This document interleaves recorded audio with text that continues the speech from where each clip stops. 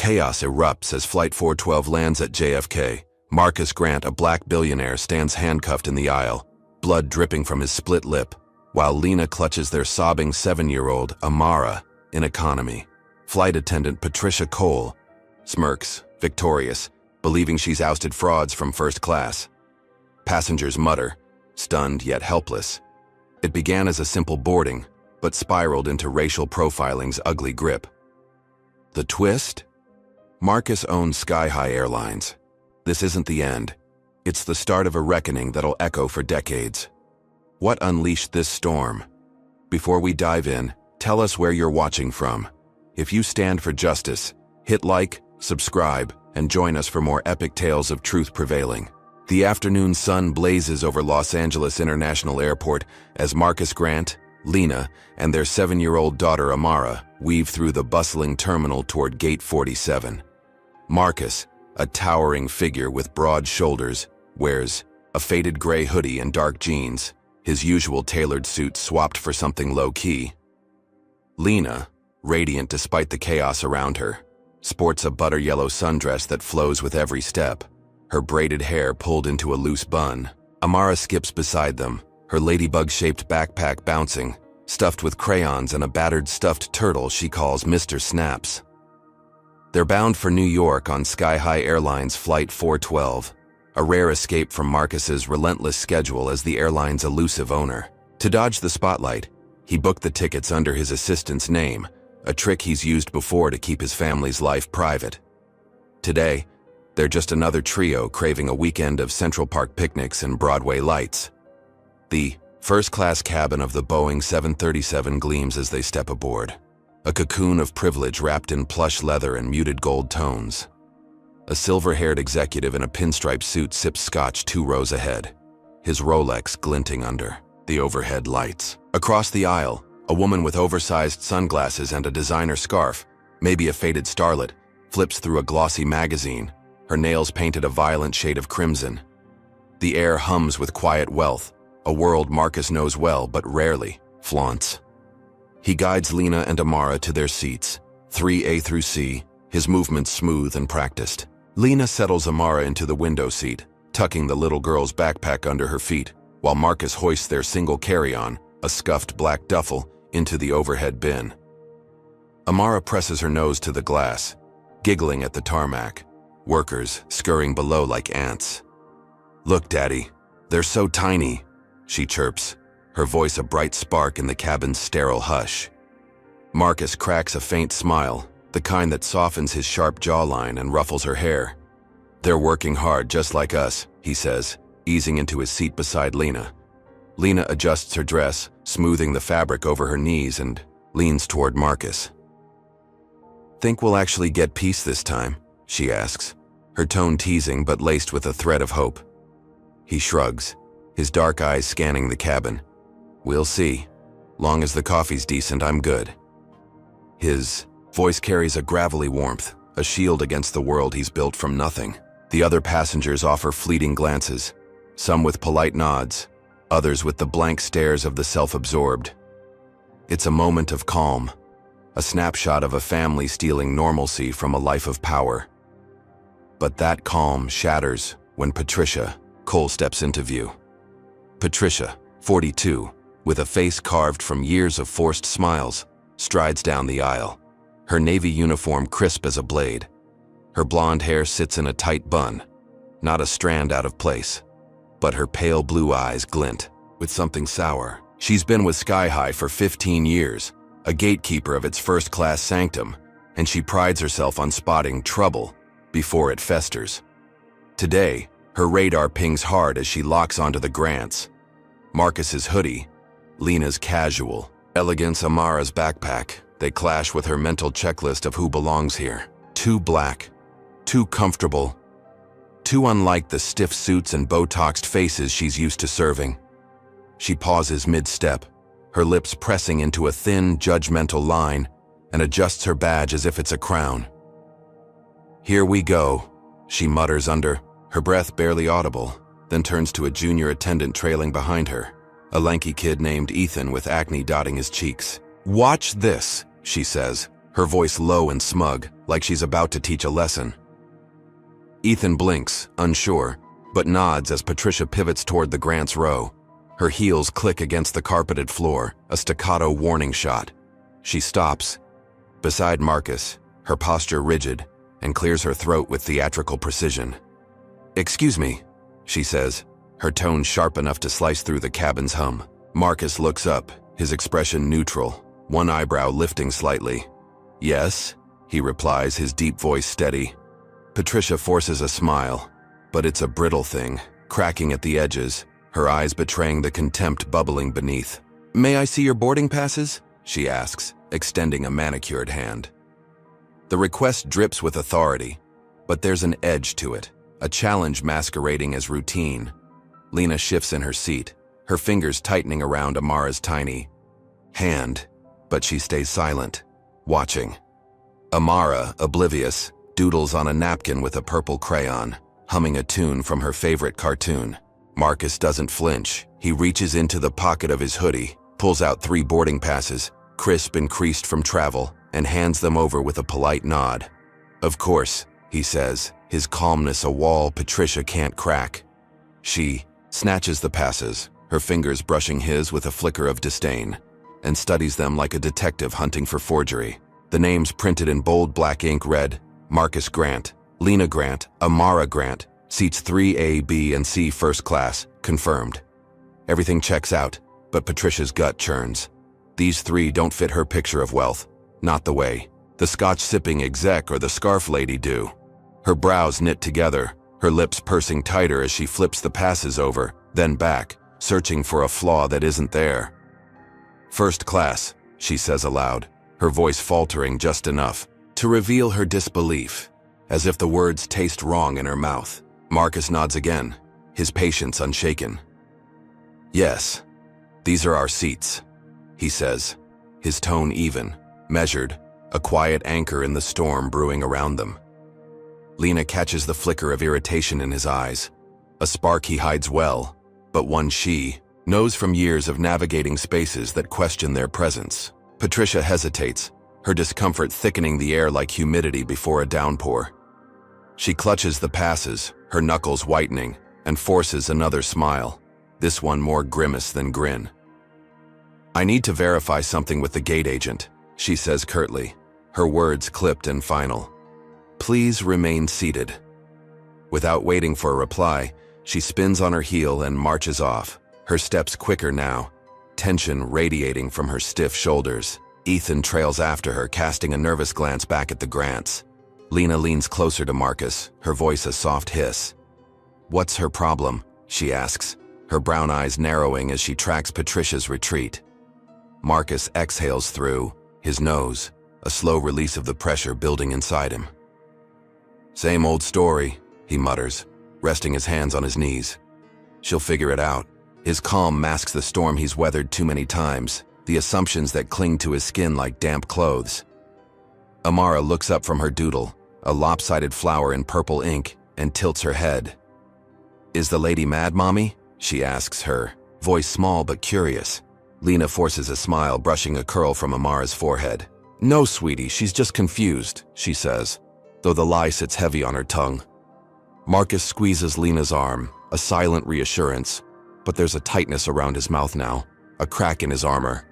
The cabin buzzes softly as other passengers settle in, their brief nods replaced by sideways glances. A woman in a pearl necklace 2 rows back adjusts her glasses, peering at the Grants with thinly veiled curiosity. The exec with the scotch mutters something to his seatmate, a chuckle slipping out, too low to catch but loud enough to sting. Patricia's absence stretches, the seconds ticking by like a countdown. In the galley, she huddles over a counter, the boarding passes still in her grip, her mind racing. Ethan hovers nearby, shifting his weight from foot to foot. "They're legit, right?" he asks, his voice timid. Patricia scoffs, tossing the passes onto the counter. "On paper, maybe," she says, her tone venomous, "but I know who belongs here, and it's not them." Back in their seats, the Grants wait, a family caught in a spotlight they didn't ask for. Amara resumes her humming, her crayon scratching out petals, but Lena's grip on Marcus's hand tightens. She knows this isn't over, not by a long shot. Marcus stares ahead, his mind already turning, calculating. He's faced worse than a skeptical flight attendant, built an empire from scraps while others doubted him. But this time, it's not just about him. It's about Lena, Amara, the life he's fought to give them. Patricia's coming back, and when she does, she'll push harder. He can feel it in his bones, the way the air thickens before a fight. This is just the beginning. A spark about to ignite a blaze that'll consume everything in its path. Patricia Cole storms back into the first-class cabin of Sky High Airlines Flight 412, her heels pounding the carpet like a war drum, her pinched face flushed with a mix of triumph and unease. She clutches the Grant's boarding passes, her fingers creasing the edges, and stops beside Marcus, Lena, and Amara with a posture so stiff it could snap. The cabin's hum dips, eyes flickering toward her like moths to a flame. She clears her throat, louder than necessary, and pins Marcus, with a stare that could curdle milk. "There's been a system glitch," she announces, her voice sharp and syrupy with false regret. "Your seats appear double-booked. I'll need you to move to economy until we resolve this." Her words hang heavy, a guillotine poised to drop, and the lie beneath them stinks like cheap perfume. What's she playing at? Is this really about a glitch or something uglier simmering in her gut? Marcus sits straighter, his broad frame filling the seat, and meets her gaze with a calm that unnerves her. "That's odd," he says, his deep voice steady as granite. "These tickets were confirmed weeks ago, paid in full. No issues at check-in." He leans forward slightly, hands resting on his knees. A man who knows his ground and won't budge easy. Lena's head tilts, her sundress rustling as she shifts, her eyes narrowing to slits. She's heard this song before, the tired tune of doubt slung at them in restaurants, stores, everywhere they dare to exist. Amara, nestled by the window, pauses her doodling, her purple crayon hovering over a half-drawn flower, sensing the air thicken. Patricia blinks, her forced smile twitching, but she doubles down. "Rules are rules," she snaps, cutting him off before he can press further. It's procedure, happens all the time. Does it though? Or is this her own twisted script? Lena's patience frays like a worn thread. She leans across Marcus, her voice low but slicing. "If it's such a common glitch, where's your supervisor? I'd like this explained properly." Her tone dares Patricia to flinch, a mother lion guarding her cubs. Amara clutches Mr. Snaps, her stuffed turtle, tighter, her small brow furrowing. Patricia's smirk creeps out, a venomous little twist of her lips, and she plants her hands on her hips. "I am the supervisor here," she says, her words dripping with smug authority. "And I'm telling you to move. Now." The cabin stirs, a ripple of whispers spreading. The silver-haired exec glances over his scotch, eyebrows raised. The woman with the crimson nails lowers her magazine, her sunglasses slipping to reveal a flicker of curiosity. Is Patricia overstepping, or does she smell blood in the water? Patricia doesn't wait for a reply. She snaps her fingers, a sharp crack that echoes, and two male attendants lumber forward from the galley like hired muscle. One's a beefy guy with a buzz cut, his name tag reading Carl, his arms crossed over a chest that strains his uniform. The other, shorter but wiry, sports a patchy beard and a scowl, his tag proclaiming him Vince. They loom over the Grant's row, silent but menacing, their presence a wall of intimidation. Carl cracks his knuckles, a deliberate pop-pop-pop, while Vince shifts his weight, his eyes darting between Patricia and Marcus. Amara whimpers, shrinking into her seat, her ladybug backpack sliding to the floor with a soft thud. Lena pulls her daughter closer, her arm a shield but her glare could melt steel. Marcus exhales slowly, his jaw tightening, a storm brewing behind his calm. "This necessary?" he asks, nodding at the goons, his voice low, but edged with steel. "Can you feel the tension coiling tighter? What's a father supposed to do when his kid's scared senseless over nothing?" Patricia folds her arms, her badge glinting under the cabin lights like a medal of war. "Just making sure everyone complies," she says, her tone icy. "Let's not make a scene." The irony's thick. She's the one turning heads, but she doesn't care. Marcus weighs his options, his mind a chessboard, every move calculated. He could push back, demand the captain, but Amara's trembling lips and Lena's clenched fist tell him to de-escalate for now. He rises, slow and deliberate, his 6'3" frame dwarfing Patricia, and gestures to his family. "Fine," he says, his voice a quiet thunder. "We'll move, but this isn't over." Lena scoops up Amara, cradling her against her chest, and grabs the backpack with a swift yank. Marcus slings the duffel over his shoulder, his steps measured as he leads them toward economy, a king forced off his throne. The walk down the aisle feels like a gauntlet. First-class eyes follow them, some with pity, others with sneers. The exec mutters, "Should have known better," his scotch sloshing as he chuckles. The actress smirks, snapping a photo with her phone, the flash a brief stab of light. In economy, the seats are a downgrade, a cramped middle row squeezed between a snoring retiree and a college kid blasting music through leaky earbuds. Marcus eases Amara into the window seat, her small frame swallowed by the worn cushion, while Lena takes the middle, her sundress bunching awkwardly. He slides in last, the duffel wedged at his feet, his knees jammed against the tray table. The air smells of stale pretzels and recycled tension. Amara buries her face in Mr. Snap's, her sniffles muffled, and Lena strokes her hair, whispering, "It's okay, baby." But it's not, and they all know it. How does a family swallow this kind of insult and keep breathing? Marcus pulls out his phone, his fingers swift as he taps a message to his COO, a wiry genius named Tariq, who's been with him since the startup days. "Check Flight 412's crew. Trouble brewing," he types, hitting send with a flick of his thumb. The reply pings back almost instantly, a single word, "On it." He pockets the phone, his face unreadable, but his mind races. Patricia's smugness, the attendant's muscle, the passenger's snickers. It's a familiar script flipped uglier by the second. Lena catches his eye, her voice a whisper over Amara's head.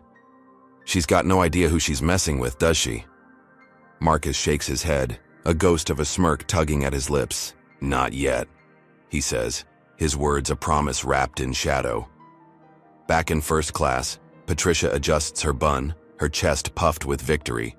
She thinks she's won, sent the outsiders packing, restored her precious order. What's she banking on? That no one will push back? The plane taxis toward the runway, engines rumbling as the cabin settles into a tense quiet. Amara clutches her turtle, her doodle forgotten, while Lena stares ahead, her jaw tight enough to crack walnuts. Marcus leans back, his hoodie hood shadowing his eyes, but he's anything but relaxed. He's a man who's built a fortune from grit, faced boardrooms that sneered at his skin, and come out on top every time. This isn't about seats, it's about the same old fight, the one that's chased him from corner stores to corporate towers. Patricia's first strike landed, sure, but she's misread the game. She thinks they're pawns she can shove off the board. Does she really believe they'll stay down? Comment number 1 if you think Patricia's digging her own grave here. Hit like if you're raging at this injustice, and subscribe to see her world implode. Who's ready to watch Marcus flip this upside down? The fasten seatbelt sign blinks on, a soft chime cutting through the murmurs. Patricia struts back to the galley, her smirk a badge of honor, oblivious to the storm she's kicked up. Carl and Vince linger near the curtain, their bulk a silent threat, but their eyes flicker with unease. They're foot soldiers in her war, not generals, and something about Marcus's calm rattles them. In economy, the Grants sit shoulder to shoulder, a family under siege but unbroken. Marcus's phone buzzes faintly, a lifeline to the outside, and he glances at Lena. "Next move's ours," he murmurs, his voice a vow. What happens when a man with everything to lose decides he's had enough? Stick around, because this flight's about to hit turbulence no one saw coming. The hum of sky-high Airlines Flight 412 fills the economy cabin as Marcus Grant, Lena, and Amara settle into their cramped new seats, the sting of their forced relocation still raw. Marcus wedges his long legs against the tray table, his gray hoodie stretched tight across his shoulders while Lena adjusts Amara's ladybug backpack, tucking it under the seat ahead. Amara clutches Mr. Snaps, her stuffed turtle, her sniffles quieter now but her eyes still glassy with confusion. The air reeks of stale fabric and the college kid's sour energy drink spilling over in the next row. Across the aisle, a beefy, white guy in a stained polo shirt, Ted, leans over, his breath heavy with peanuts and spite. "Should have known your place, huh?" He jeers, his voice loud enough to turn heads. His sunburned face twists into a grin, gold chain glinting under the cabin lights. Lena's head snaps up, her brown eyes blazing, and she fixes him with a stare that could shatter glass. "Mind your own damn business," she hisses, her words a whip crack. Ted snorts, leaning back, but his smirk lingers, a challenge unmet. In the galley, Patricia Cole leans against the counter, her navy uniform pristine despite the chaos she's stirred. Her pinched face glows with smug satisfaction as she pours coffee into a styrofoam cup, the bitter steam curling up. Jake, a wiry attendant with a mop of brown curls, hovers nearby, his hands fidgeting with a tray of napkins. "They didn't even fight back," Patricia brags, her voice low and gloating. "Typical." She sips the coffee, her lips curling around the rim, savoring her victory like it's sugar-coated. Jake shifts his weight, his brow furrowing, and glances toward economy. "You sure about this?" he asks, his tone cautious, almost timid. "I mean, their tickets looked fine to me." Patricia's eyes narrow, her grip tightening on the cup until it dents. She sets it down with a thud and steps closer to the service computer, punching in the Grant's seat numbers with sharp jabs. The screen flickers, then displays their booking. Marcus Grant, Lena Grant, Amara Grant, first class, confirmed, paid, in full, no flags. Jake peers over her shoulder, his breath catching. "See, they're legit," he says, pointing at the glowing text. Patricia's jaw clenches, her pale blue eyes flashing with defiance. "Doesn't matter," she snaps, slamming the keyboard tray shut. "They don't look first class, you know what I mean." Her voice dips into a conspiratorial whisper, her bun tilting slightly as she leans in. Jake recoils, his unease blooming into a knot in his gut, but he nods faintly, too green to challenge her. She turns away, smoothing her uniform, her mind already spinning excuses for the glitch she invented. Back in economy, Marcus stares out the tiny window, the clouds a gray smear against the glass, his calm a mask over the fury simmering beneath. Lena brushes a curl from Amara's forehead, her touch gentle but her posture rigid. Ted's taunt still echoes, a splinter under her skin, and she mutters to Marcus, "People like him never learn." Marcus nods, his fingers drumming a slow rhythm on his knee. "They will," he says, his voice a quiet vow. He pulls out his phone, the screen lighting his face in the dim cabin, and opens his messages. Tariq's last reply. On it. Stares back at him. Marcus types fast, his thumbs a blur. Dig into the crew, especially the lead attendant. History of complaints, anything racial. Now. He hits send, the whoosh of the message cutting through the engine's drone. Seconds later, Tariq responds. Got her. Patricia Cole, 15 years, 3 filed complaints, all profiling, all swept under the rug, working on more. Marcus's lips twitch, not quite a smile, more a predator scenting blood.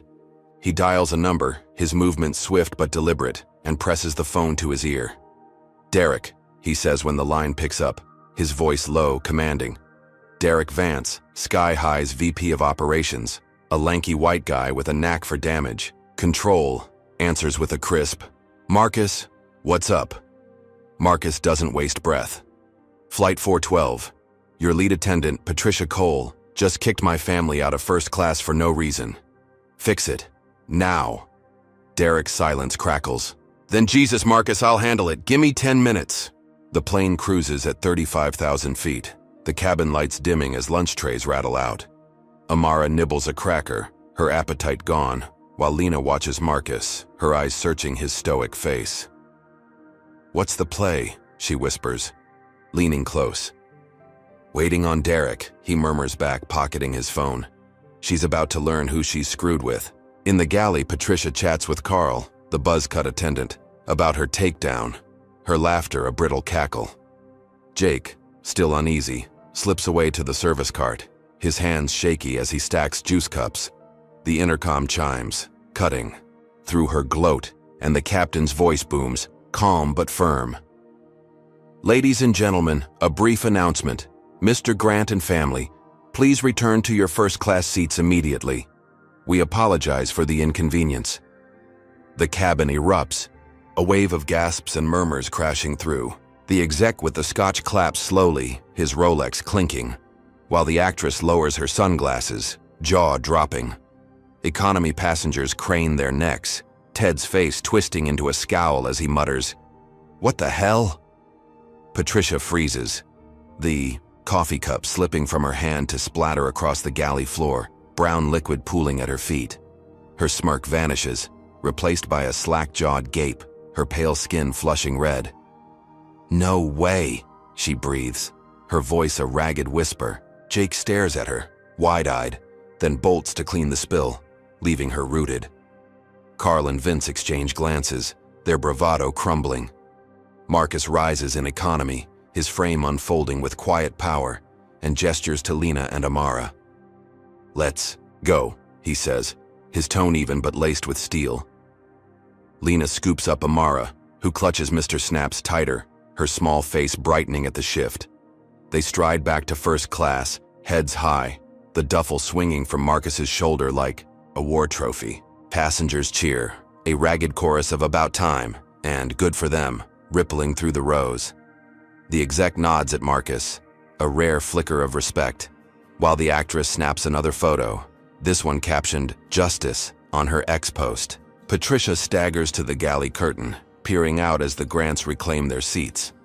Marcus settles into 3A, his hoodie hood pushed back, revealing a jawline carved from resolve. Lena tucks Amara into the window seat, whispering, "See, baby, we're back where we belong." Amara giggles, her fear fading, and resumes her doodle, adding a sun to her flower. Patricia's stomach churns, her victory souring into a bitter pill. She thought she'd won, sent them packing with their tails tucked. But now the cabin's alive with their triumph, her humiliation laid bare. She grips the curtain, knuckles white, her mind racing. This can't stand. She won't let it. She ducks back into the galley, snatching a napkin from Jake's tray to dab her sweaty forehead, her breath hitching. Ted's voice echoes in her head, his taunt a spark to her rage. She needs an ally, someone to turn this around. She spots Ted, slouched in economy, his gold chain catching the light, and scribbles a note on a napkin. "I know people. We can fix this." She folds it tight and signals Carl, who's still hovering near the curtain, his buzz cut glistening with sweat. "Give this to the loudmouth in 12D, she mutters, shoving the napkin into his meaty hand. Carl nods, lumbering down the aisle, and slips it to Ted, who unfolds it with a grunt. His eyes light up, a nasty grin spreading as he pockets it. Patricia retreats to the galley phone, her fingers trembling as she dials a satellite line. "Roy," she says when the call connects, her voice a hiss. Roy, a gravelly ex-cop with a rap sheet she's ignored for years, grunts on the other end. "What's up, Trish?" She glances around, ensuring Jake's out of earshot. "Frame them. Drugs, whatever. I want them gone when we land at JFK. Can you do it?" Roy chuckles, a sound like gravel grinding. "For you? Easy. I'll be there." She hangs up, her pulse pounding, a twisted relief flooding her veins. Marcus, back in first class, senses the shift, the weight of Patricia's glare from the galley. He pulls out his phone again, texting his security chief, a grizzled ex-Marine named Leon. "JFK landing, eyes open, trouble's not done." "Leon's," reply pings back, "locked in, boss." Marcus leans back, his calm a fortress, but his eyes stay sharp. The captain's voice saved him this round, but Patricia's not finished. He can smell it. Lena catches his look, her hand resting on his arm. "She's not letting this go, is she?" she asks, her voice a thread of steel. Marcus shakes his head. "Nope. But neither are we." The plane drones on, slicing through the sky, a battleground suspended 35,000 feet above the earth. Sky-High Airlines Flight 412 cruises through the late afternoon sky, the cabin lights casting a soft glow over the first-class seats where Marcus Grant, Lena, and Amara now sit, reclaimed from their brief exile. Marcus stretches his legs, his gray hoodie bunched at the elbows, his broad frame relaxed but his dark eyes alert, scanning the aisle like a hawk. Lena smooths Amara's curls, her yellow sundress a splash of warmth against the leather seat, and hands her daughter a juice box from the tray table. Amara clutches Mr. Snaps, her stuffed turtle in one hand, sipping the apple juice with a faint smile, her earlier tears dried by the thrill of their return. "We're back, Mommy," she chirps, kicking her small feet against the seat. Lena nods, her lips curving gently. "Right where we belong, baby," she says, her voice steady but her gaze flickering toward the galley, where trouble still brews. The cabin buzzes with a new energy, passengers stealing glances at the Grants, their reinstatement a quiet spectacle. The silver-haired exec in the pinstripe suit sets his scotch down, clapping 3 slow, deliberate times, his Rolex glinting with each motion. "Well played," he mutters, loud enough for Marcus to hear, a rare nod of approval from the old money crowd. The actress with the crimson nails lowers her sunglasses, her phone flashing as she snaps a photo, her fingers dancing over the screen to post it. The image hits X seconds later, captioned, "Karma's a first-class ticket," racking up likes as the plane soars. A woman in a pearl necklace 2 rows back whispers to her companion, "They didn't deserve that nonsense," her tone sharp with sympathy. Marcus catches the exec's eye and dips his head slightly, acknowledging the gesture, but his focus stays razor-sharp. Patricia Cole emerges from the galley, her navy uniform still crisp, but her pinched face flushed a mottled red, her bun tilting, as if her pride's taken a hit. She strides toward the Grant's row, her heels clicking softer now, her posture stiff with forced composure. She stops beside Marcus, her pale blue eyes darting between him, Lena, and Amara, and clears her throat. "I apologize for the inconvenience," she says, her voice clipped and brittle, each word dragged out like it pains her. Her lips twitch into a half-smile, but her gaze burns with a rage she can't mask. Marcus leans back, his hands resting, on his knees, and fixes her with a stare that could drill through steel. "Inconvenience," he repeats, his deep voice flat, letting the word hang like a guillotine. Lena's eyebrow arches, her fingers tightening around Amara's juice box, but she stays silent, letting Marcus lead. Patricia shifts her weight, her badge catching the light, and nods curtly. "A misunderstanding," she adds, her tone sharpening as she backpedals. "It's resolved now." She spins on her heel and retreats, her steps quick and jerky, disappearing behind the galley curtain. Her apology's a hollow shell, and Marcus knows it. She's not sorry. She's cornered. Lena leans closer, her voice a whisper over Amara's head. "She's pissed," she says, her brown eyes narrowing. Marcus nods, his jaw tightening. "Good," he mutters, his calm a fortress around the storm inside. Amara slurps her juice, oblivious, adding a wobbly cloud to her doodle, but the tension between her parents crackles like static. In the galley, Patricia slams a tray onto the counter, her hands trembling as coffee sloshes over the edge. Carl, the buzzcut attendant, lounges nearby, picking at his nails, while Jake wipes down the sink, his curls bouncing with each nervous swipe. "They're back up there like nothing happened," she spits, her voice a venomous hiss. "Humiliating me in front of everyone." Carl grunts, glancing up. "You pushed it too far, Trish," he says, his tone gruff, but not unkind. She whirls on him, her bun wobbling. "I was right to question them," she snaps, her pale skin blotching with fury. "They don't belong up there, glitch or not." Jake pauses, his rag dripping, and mutters, "Tickets were legit, though." But she ignores him, her mind churning darker plans. Ted, the loudmouth from Economy, shuffles past the galley curtain, his stained polo shirt reeking of sweat and peanuts. He catches Patricia's eye and slips her a crumpled napkin, his gold chain swinging as he leans in. "Read it," he whispers, his breath hot and sour. She unfolds it, her fingers unsteady, and scans his scrawl. "I know people. We can fix this." Her pulse quickens, a twisted lifeline in her sinking ship. She nods once, sharp and decisive, and Ted slinks back to his seat, a nasty grin spreading. Patricia grabs the galley phone, her movements jerky, and dials the satellite line she used before. "Roy," she says when he picks up, her voice low and urgent. "It's me. They're back in first class, but I need them gone. Frame them. Drugs, whatever, just make it stick when we hit JFK." Roy's gravelly laugh rumbles through. "Got it, Trish. I'll plant something clean. Cops will eat it up. See you at landing." She hangs up, her chest heaving, a sick satisfaction curling her lips. She's not done. Not by a mile. Back in first class, Marcus senses the shift, the weight of unseen eyes prickling his neck. He pulls out his phone, the screen glowing faintly, and taps a new message to Leon, his security chief. "JFK landing. Trouble's brewing. Likely a setup. Have the team ready." Leon's reply pings back fast. "On high alert, boss. We'll sweep the scene." Marcus pockets the device, his hoodie hood shadowing his face, but his mind races. Patricia's retreat wasn't surrender, it was a reload.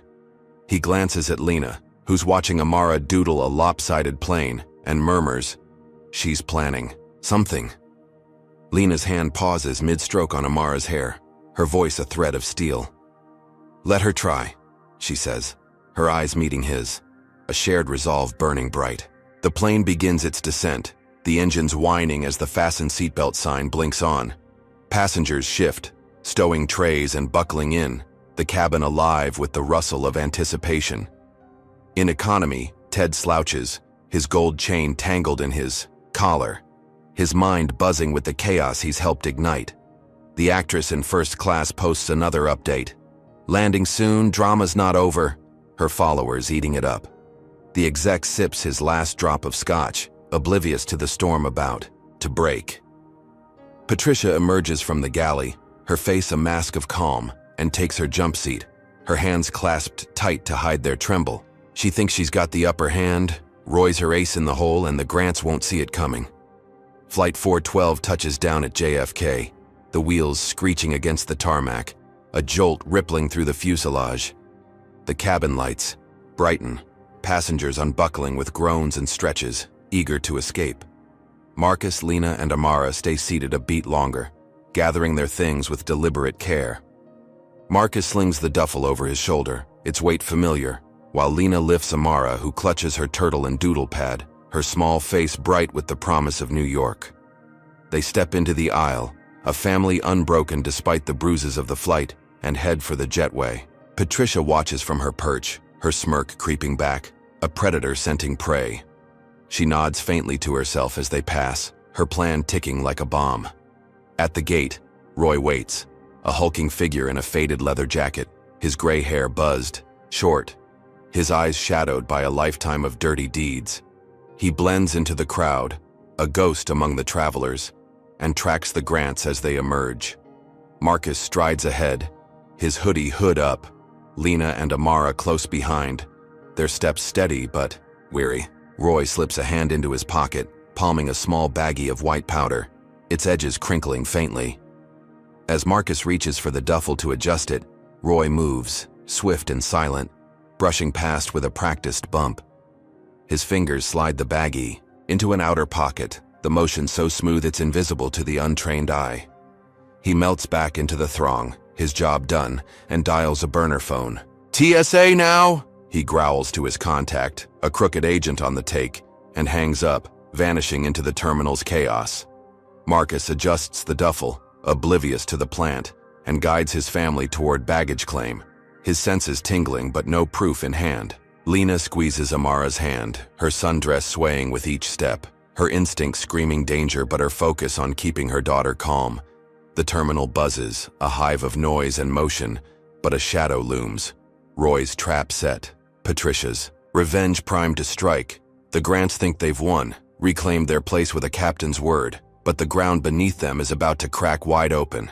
The terminal at JFK buzzes with late-evening chaos as Marcus Grant, Lena, and Amara step off the jetway of Sky High Airlines Flight 412, their strides steady but shadowed by an unseen weight.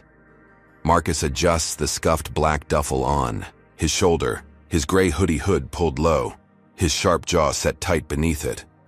Lena grips Amara's small hand, her yellow sundress swaying as she navigates the crowd, her brown eyes scanning for threats she can't yet name. Amara clutches Mr. Snaps, her stuffed turtle, her ladybug backpack bouncing with each step, her earlier joy dulled by the flight's lingering sting. They weave toward baggage claim, a family battered but unbroken, unaware of the noose tightening around them.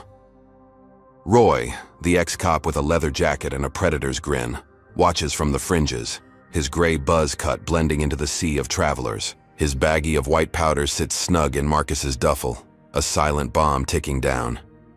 They reach the baggage claim, a cavernous hall of whirring belts and impatient bodies. Marcus sets the duffel at his feet, rolling his shoulders to ease the sick while Lena kneels to tie Amara's sneaker, her fingers swift but tense. The crowd parts suddenly, a ripple of authority cutting through, and 4 TSA agents in navy polos swarm in, their radios crackling. The leader, a stocky guy with a shaved head and a badge reading Perez, zeroes in on Marcus, his hand hovering near his holster. "Marcus Grant?" he barks, his voice a gunshot in the din. Marcus turns, his calm unshaken, and nods once. "That's me," he says, his deep tone even. Perez smirks, a nasty twist of his lips, and gestures to the duffel. "We got a tip. Need to search your bag. Now." Lena rises, pulling Amara behind her, her sundress flaring as she steps forward. "What tip?" she demands, her voice slicing through the noise. "What's brewing here? Is this just protocol or a dagger aimed straight at them?" Perez ignores her, snapping his fingers at a wiry agent with a buzz cut who snatches the duffel and unzips it with a vicious tug. His gloved hand dives in, rummaging past Amara's doodle pad and Marcus's spare hoodie, then freezes. He pulls out the baggie, the white powder stark against the black plastic, and holds it up like a trophy. "Well, well," Perez sneers, his eyes glinting with triumph. "Looks like we've got a problem." The terminal gasps, a collective inhale, travelers whipping out phones to film, their flashes popping like gunfire. Marcus's jaw tightens, a flicker of shock breaking his calm, but he recovers fast. "That's not mine," he says, his voice steel, stepping closer. Lena's scream rips through. "You planted that!" as Amara wails, burying her face in her mother's hip, Mr. Snaps dangling from her grip. Perez chuckles, a low, dirty sound, and signals his team. "Cuff him," he orders, his tone final. 2 agents lunge, their meaty hands yanking Marcus's arms back, the metal cuffs clicking shut with a cold snap.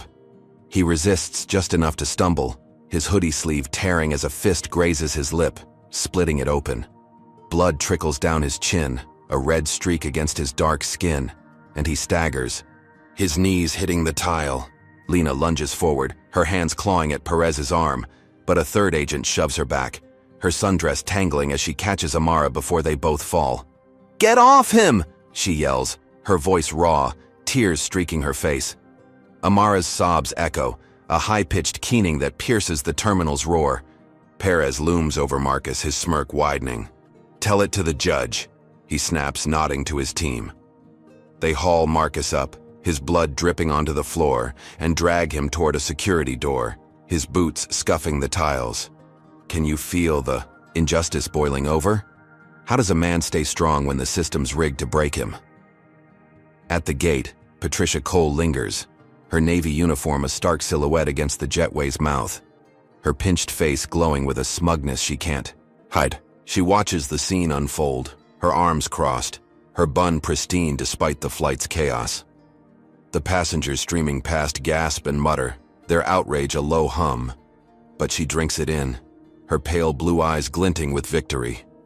"Got him," she mutters to herself, her lips curling into a venomous smile. Her plans clicked into place, Roy's plant a masterstroke, and Marcus's fall is her crown. She turns away, her heels clicking toward the crew exit, her chest puffed with the thrill of revenge. Back in the terminal, the crowd swells, phones thrust high, the footage hitting X in real time. A post from an onlooker explodes. "First class. Fraud caught at JFK. Drugs in his bag."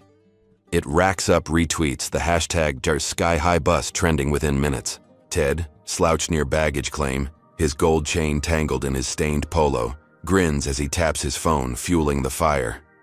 Knew they were trouble, he posts, attaching a blurry clip of Marcus in cuffs, the blood stark against his hoodie. His followers lap it up, comments piling on. Should have stayed in economy. Typical. Lock him up.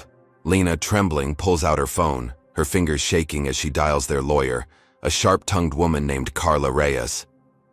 "Carla, it's Lena," she says, her voice breaking. "They've got Marcus. Planted drugs. TSA's taking him. Get here now." Carla's reply crackles through. "On my way, stay calm. We'll fight this." Lena hangs up, clutching Amara tighter, her sundress damp with her daughter's tears. The agents disappear with Marcus, the security door slamming shut, a clang that echoes like a gavel. Marcus lands in a holding cell, a concrete box stinking of bleach and despair, his wrists chafed from the cuffs. Blood crusts on his lip, his hoodie torn at the shoulder, but his eyes burn with a fire that won't quit. He paces, 3 steps, 1 way, 3 back, his mind racing. Roy's plant was slick, too slick, and Patricia's stench is all over it. He bangs a fist against the wall, the thud dull, his calm cracking under the weight of this new cage. Outside, Lena rallies, her lawyer en route, but the terminal's chaos swallows her pleas. She spots the captain, a graying man with a tired face, exiting the gate, and storms over, Amara in tow. "You saw what happened on that flight," she says, her voice a blade. "They set him up and your crew's involved." The captain flinches, his hands raised. "I reinstated you. That's all I could do," he stammers, his tone weak. "Patricia's untouchable right now. I've got no pull here." Lena's eyes narrow, her grip on Amara tightening. "Coward!" she spits, turning away, her faith in the system crumbling. Marcus's security chief, Leon, pings his phone from outside. "Team's digging. Found Roy on flight logs, linked to Patricia. We've got something." Marcus can't reply, locked in his cell, but Tariq, his COO, picks up the thread, cross-referencing Roy's name with past crew records. The pieces snap together, a trail of dirt leading back to Patricia's call.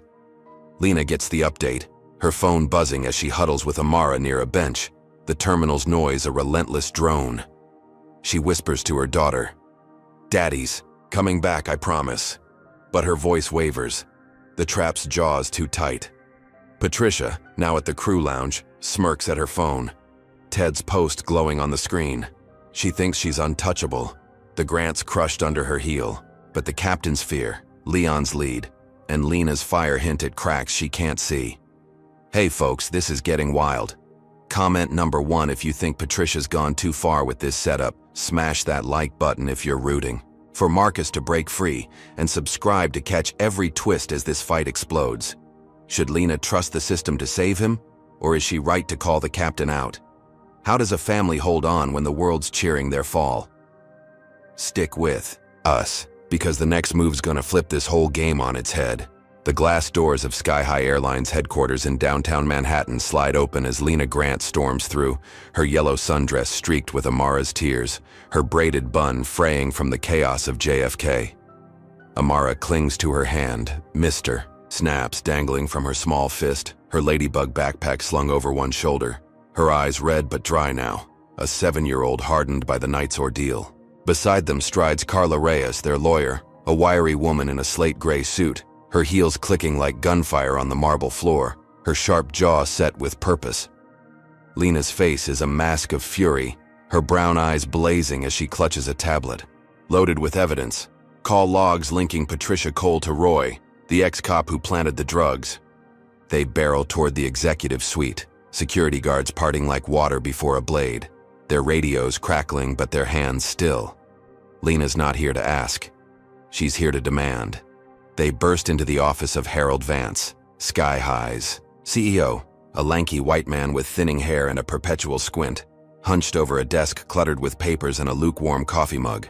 He jolts upright, his tie askew, as Lena slams the tablet down, the screen glowing with Roy's flight log and Patricia's satellite call timestamp. "Your flight attendant framed my husband," she says, her voice a low growl, each word a dagger. He's in a cell because of her and you're going to fix it.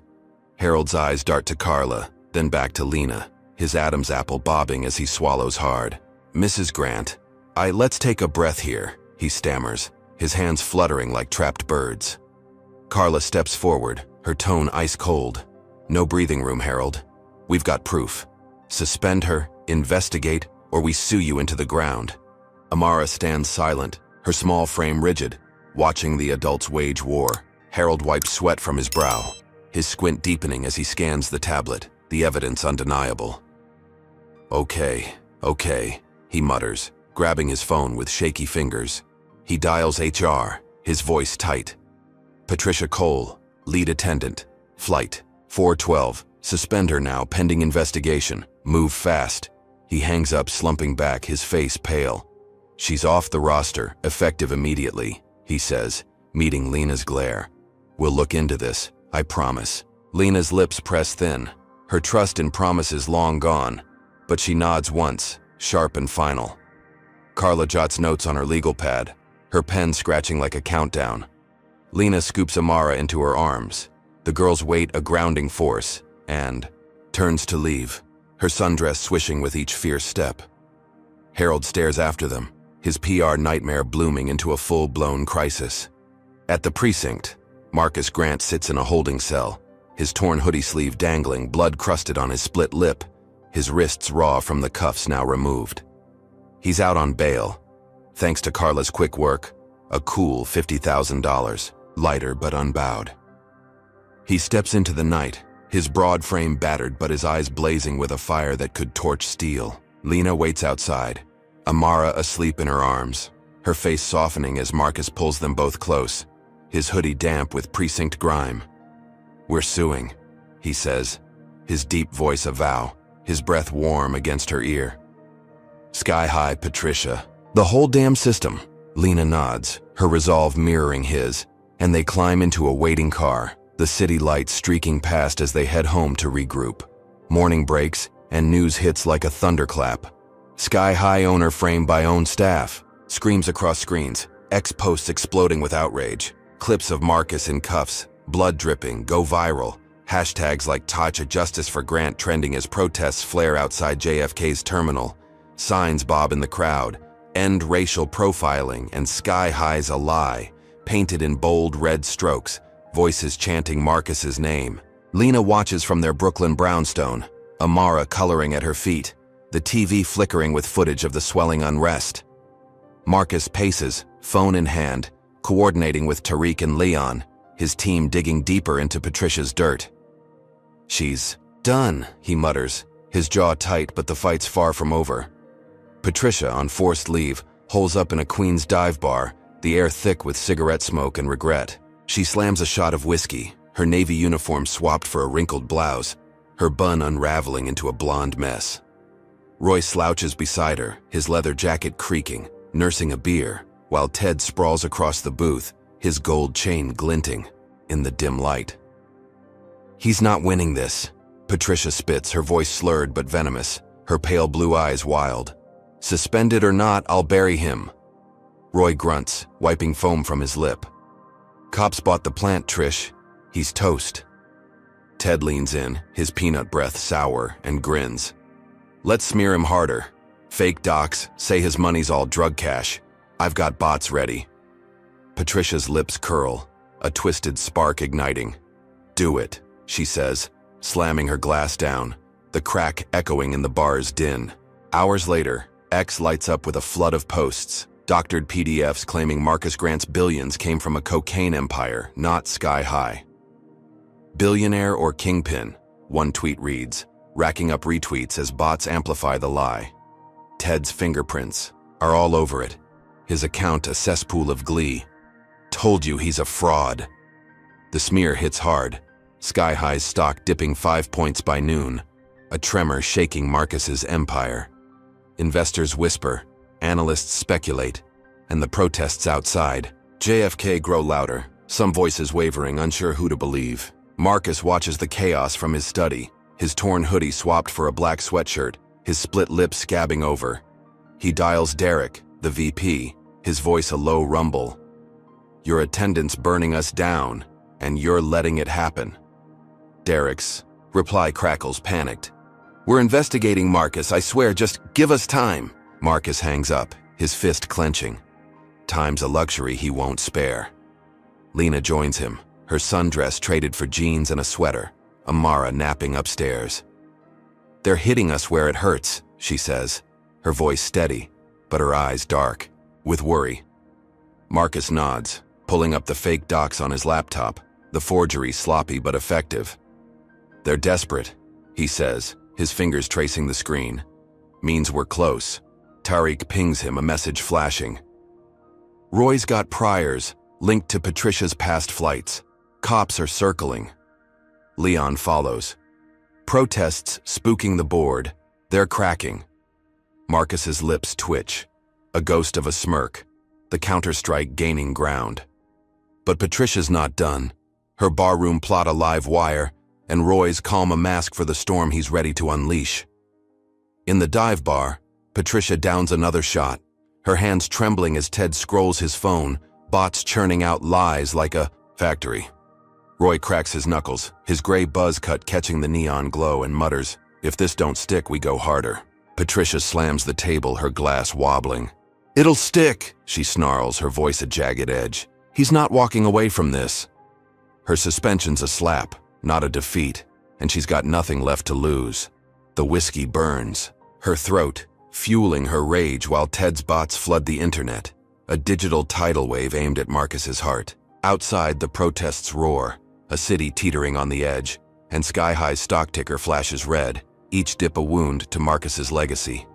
Marcus stands at his study window, the Brooklyn skyline a blur, his broad frame a silhouette against the glass. Lena rests a hand on his shoulder, her touch a tether, and whispers, "We've got them running." He turns, his split lip curling faintly. "Not fast enough," he says, his voice gravel and steel. The news blares, a reporter breathless. Protests escalate as Sky High reels from framing scandal. The smear campaign's a gut punch, but the evidence against Patricia's piling up, a noose tightening she can't see. Marcus's empire trembles, stock prices wobbling, but his resolve's ironclad. He's out of the cell, back in the fight, and Patricia's reckoning looms, her barroom bravado blind to the storm he's about to unleash. The Brooklyn brownstone hums with tension as Marcus Grant steps into his study, the morning sun slicing through the blinds, casting bars of light across his desk. He's swapped his torn hoodie for a crisp black button-down, the sleeves rolled to his elbows, his split lip scabbed over but his dark eyes burning with purpose. Lena hovers near the door, her jeans and sweater a quiet armor, her braided bun retightened, her face etched with resolve. Amara colors in the living room, her crayon scratching out a plane in bold reds. Mr. Snaps propped beside her, oblivious to the war her parents wage. Marcus boots up his laptop, the screen flaring to life, and dials Tariq, his COO, on speaker. "Give me everything," he says, his deep voice a command. Tariq's reply crackles through. Patricia's complaints, 3 confirmed, all racial, buried by HR. Roy's got priors, assault, bribery, tied to her on 5 flights. Marcus nods, his fingers drumming a steady beat, the pieces locking into a weapon. He schedules a press conference, noon sharp, outside Sky High's Manhattan HQ, the glass tower looming like a fragile giant.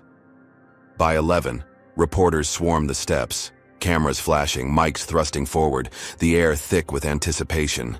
Marcus steps up, Lena at his side, her presence a silent pillar, Amara safe with a sitter. He's 6'3" of unyielding steel, his black shirt stark against the gray stone, blood still faintly crusted on his lip.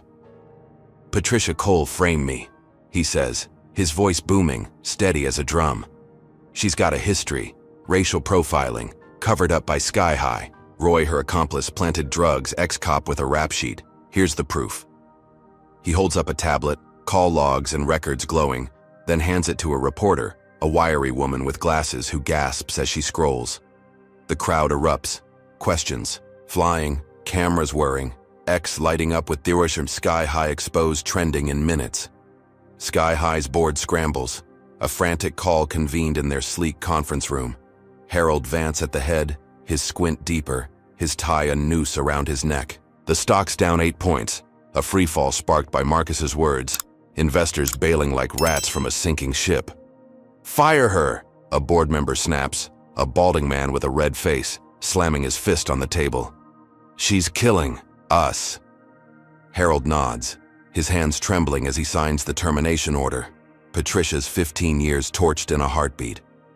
News breaks fast. Sky-high fires attendant in framing scandal. Hit screens, protesters outside JFK roaring, their signs now reading "Justice served" and "Down with Sky-high" in jagged black ink. The hashtag "Dacha racist flight fail" surges. Patricia's name a curse trending globally. Her smirks and whiskey, shots a distant memory. Patricia, holed up in her Queens apartment, watches the news on a flickering TV, her blonde hair a tangled mess, her wrinkled blouse stained with sweat. She hurls a beer bottle at the screen, glass shattering, foam dripping. Down the wall her scream a raw guttural thing. "They can't do this," she yells, her voice cracking, but the termination email pings her phone, cold and final from HR. Effective immediately. Employment terminated. She collapses onto the couch, her pale blue eyes wild, her bun a ruin. The empire she thought, she'd topple now crushing her instead. Roy's not answering her calls, Ted's gone silent, and the world's turned against her. She's a ghost, unmoored, her revenge a boomerang slicing back. Marcus, fresh off the press conference, drives Lena and Amara to a midtown hotel, a sleek tower of glass and steel, their brownstone too exposed with protests raging. They check in, Amara clutching her doodle pad, her small frame dwarfed by the lobby's marble expanse. Marcus plans the next strike, his phone buzzing with updates, when Roy strikes first. The ex-cop lurks in the hotel parking lot, his leather jacket blending into the dusk, a lead pipe dangling from his hand. As Marcus steps out to grab Amara's backpack from the car, Roy lunges, the pipe cracking against Marcus's skull with a sickening thud. Blood sprays, a crimson arc across the pavement, and Marcus crumples, his black shirt soaking red.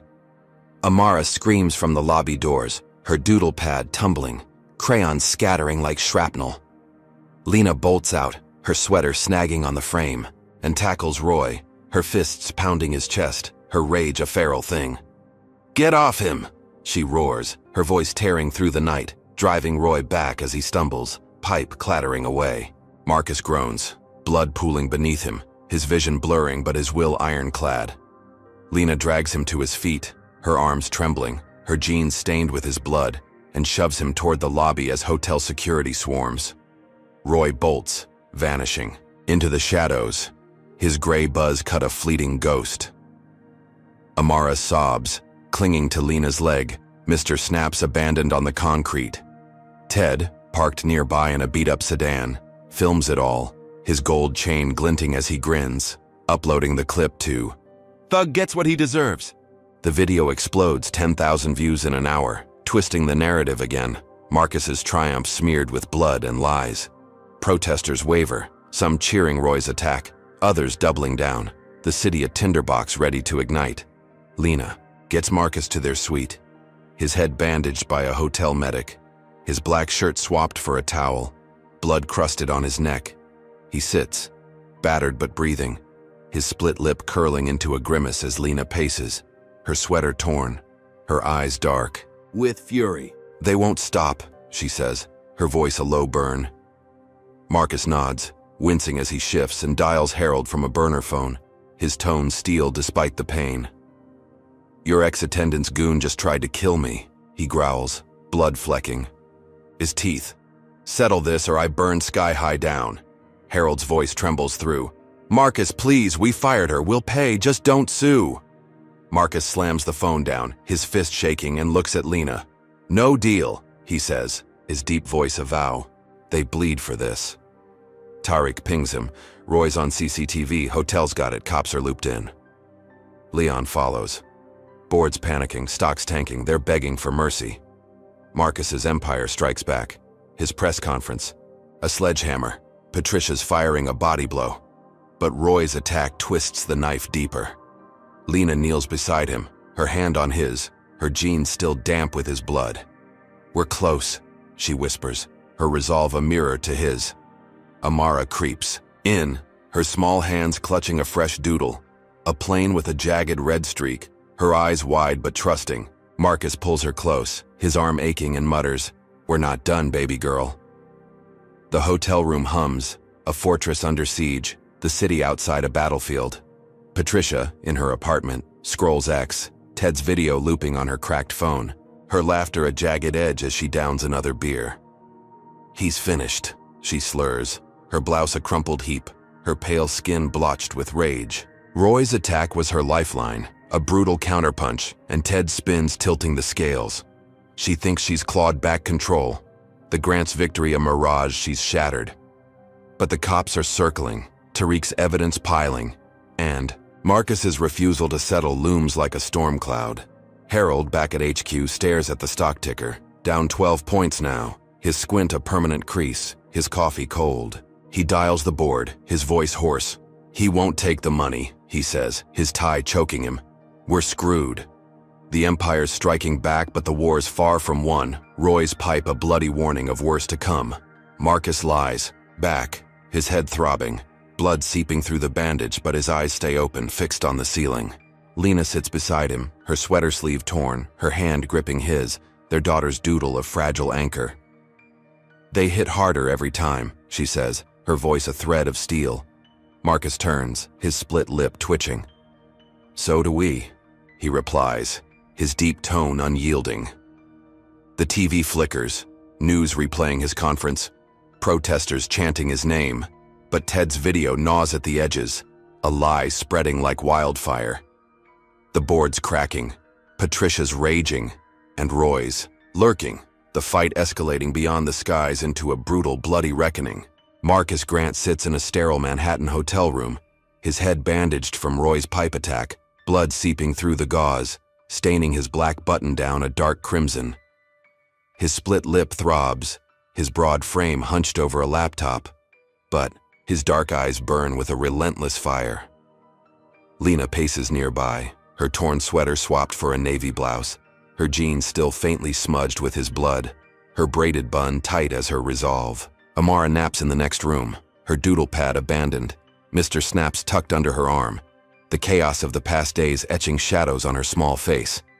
Marcus types furiously, finalizing a lawsuit against Sky High Airlines, demanding $2 billion for negligence, defamation, and emotional distress. "They let this happen," he mutters, his deep voice a growl, his fingers slamming the keys. Lena stops, her brown eyes meeting his. "Make it hurt," she says, her tone steel, and he nods, hitting send to Carla Reyes, their lawyer, with a sharp click. The trial kicks off in a packed federal courthouse, a gray stone fortress buzzing with reporters and protesters spilling onto the steps, their signs screaming, "Justice for Grant," in bold black letters. Marcus takes the stand, his black suit, crisp despite the bandage peeking from his collar. His split lip a silent testament to Roy's brutality. Lena sits in the gallery, her navy blouse a quiet shield. Amara with a sitter, her presence a steady pulse beside Marcus's fight. Patricia Cole testifies first, her blonde hair pulled into a severe ponytail, her wrinkled blouse traded for a cheap blazer, her pale blue eyes darting as she spins lies.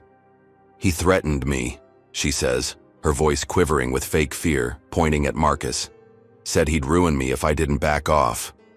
Roy follows, his leather jacket swapped for a ill-fitting suit, his gray buzz cut slicked back, nodding along. "Saw him with the drugs myself," he lies, his gravelly tone slick with rehearsal. The jury, all white, 12 faces carved from skepticism, murmur approval, their nods a dagger in Marcus's chest.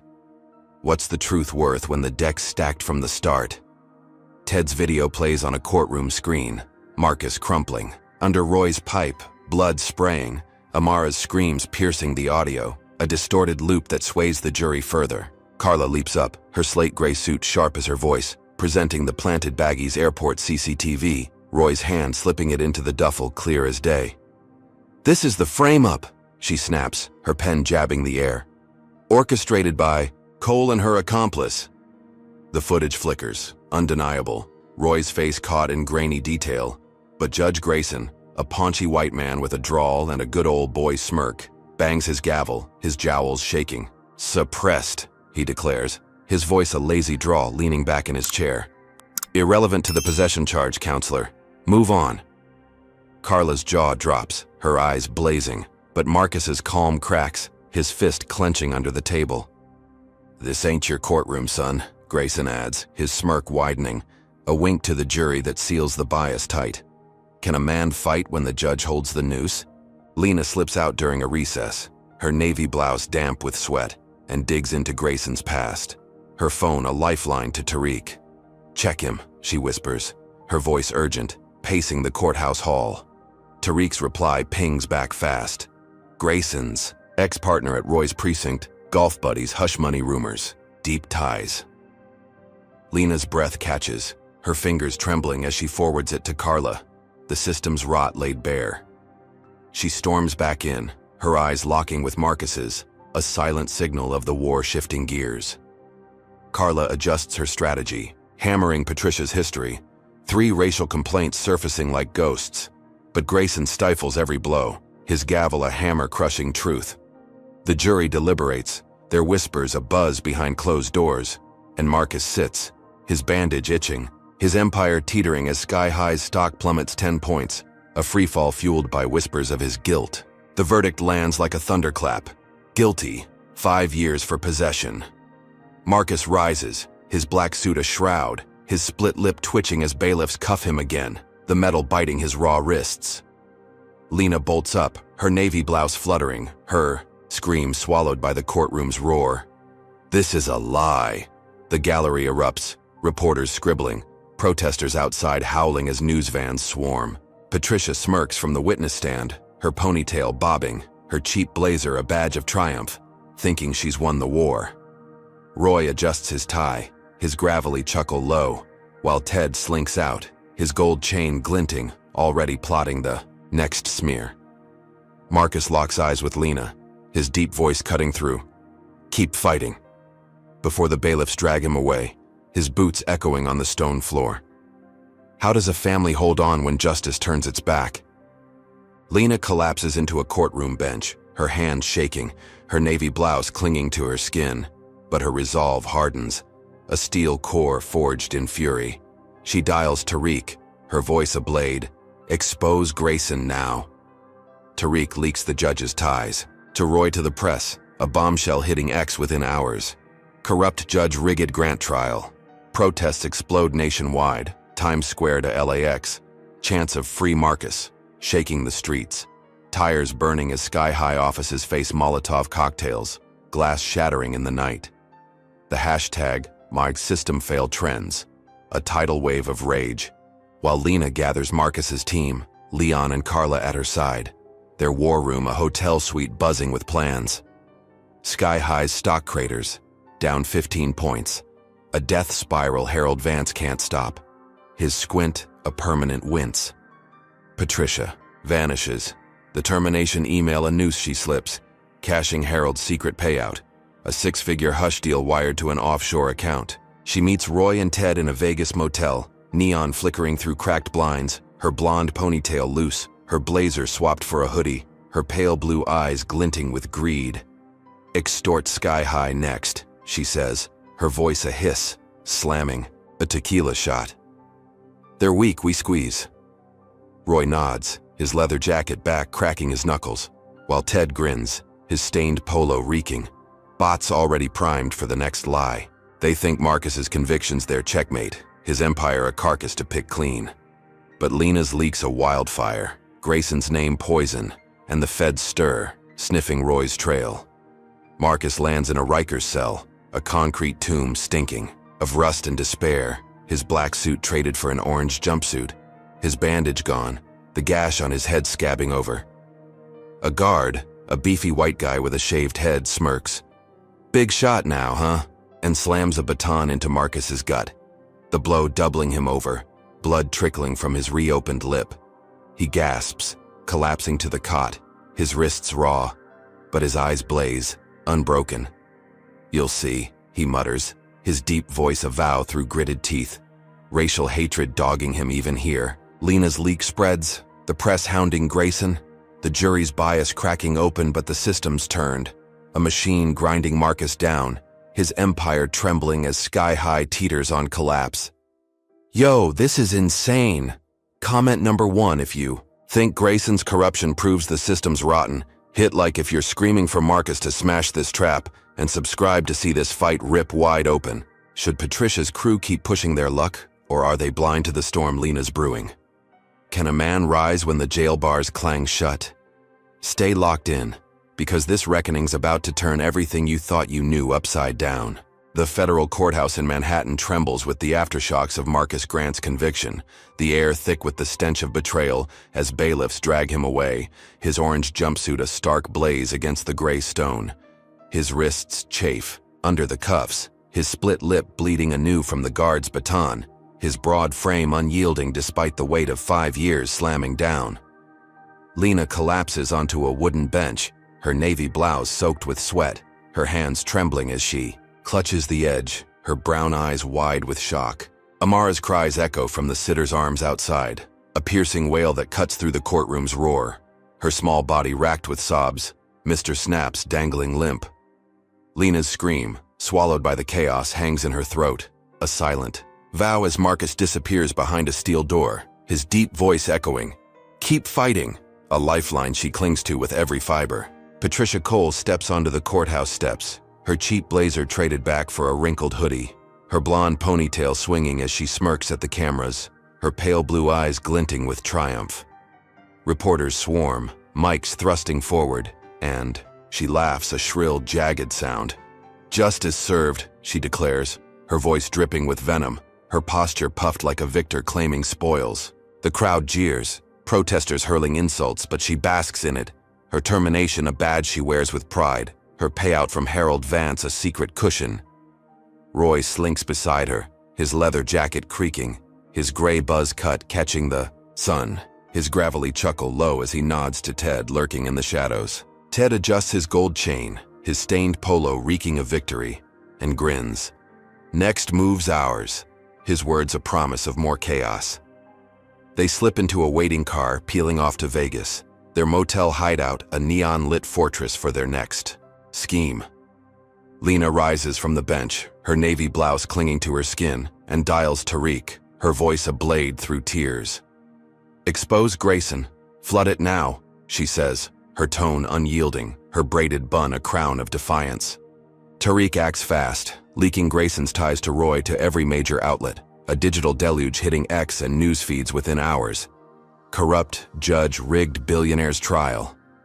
The story explodes, protests surging from coast to coast. Times Square's screens flashing Marcus's face, Los Angeles streets choked with marchers' chants of "Free Marcus," shaking the pavement. Tires burn outside Sky High's JFK office, flames licking the night sky, glass shattering as Molotov cocktails fly, a roar of rage against a system turned rotten. The hashtag, Churros System Fail, trends globally, a tidal wave of fury, while Sky High's stock craters, down 20 points. A death knell Harold Vance can't silence, his squint a permanent grimace. Patricia, Roy, and Ted hunker in their Vegas motel, the room stinking of tequila and stale smoke, neon flickering. Through cracked blinds, Patricia slams a shot, her hoodie sleeve stained, her blonde hair a wild tangle, and snarls, "Sky High's weak, we extort them next." Roy cracks his knuckles, his leather jacket slung over a chair, and nods. "They'll pay to keep us quiet." Ted scrolls his phone, his gold chain glinting, bots ready to churn out fresh lies, his grin a slash of malice. "Stock's tanking, they're desperate," he says, his peanut breath souring the air. They toast, glasses clinking, thinking Marcus's conviction's their golden ticket, his empire a carcass ripe for plunder. Harold's payout, wired offshore, fuels their greed, a six-figure lifeline they'll stretch into millions. Blind to the Fed circling Roy's trail, Lena's leak a noose they can't feel. Marcus sits in a Rikers cell, the concrete walls slick with damp, the air heavy with rust and despair. His orange jumpsuit hangs loose, his bandage gone, the gash on his head a raw scab. his split lip crusted with fresh blood from the guards. Baton. The beefy guard looms again, his shaved head gleaming under the flickering bulb, his smirk a permanent carve. "Thought you were untouchable, huh?" he taunts, swinging the baton into Marcus's ribs. A dull crack echoing as Marcus doubles over, gasping, blood dripping onto the cot. He collapses, his wrists raw, his broad frame curling against the pain, but his dark eyes blaze. A fire no. Blow can snuff. "You'll pay," he rasps, his deep voice a vow through gritted teeth, racial hatred a shadow that stalks him even here, the system's claws sinking deeper. Lena rallies Marcus's team in the hotel suite, a war room buzzing with laptops and coffee, her navy blouse swapped for a black tee, her jeans a battle uniform. Carla paces, her slate gray suit wrinkled, legal briefs strewn across the table, while Leon, the grizzled security chief, pores over CCTV stills, Roy's face frozen mid-plant. Tariq types furiously, his wiry frame hunched, feeding Grayson's dirt to the press, the leak spreading like wildfire. "Feds are sniffing," Leon says, his voice gravel, pointing at a report. "Roy's priors, linked to Grayson's old precinct." Lena nods, her brown eyes steel, and grips a photo of Marcus, his bloodied face from the hotel lot, a fuel to her fight. "Appeals filed," Carla adds, her pen slashing notes. "Grayson's toast if we push this." The TV blares, protests escalating. Sky High's logo torched in effigy, a nation's fury boiling over.